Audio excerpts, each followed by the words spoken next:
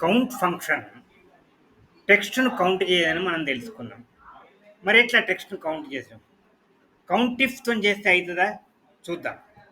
Is equal to count if, count if bracket open A22 A51 comma మన criteria ఏంటిది? మనం అమిత్‌తోని ఎంతమంది ఉన్నారో చూద్దాం. అమిత్, అమిత్ అనేది criteria. Bracket close, inverted commas close, bracket close, enter.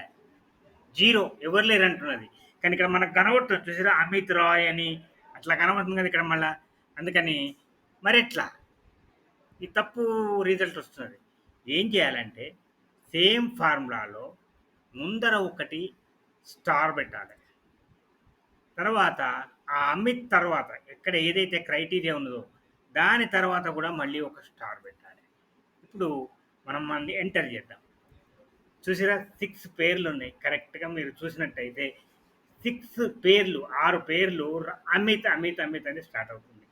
ఈ రకంగా ముందొక స్టారు, వెనకొక స్టారు క్రైటీరియా పెట్టుకున్నట్టయితే అది కౌంటిఫ్ అనే ఫంక్షనే.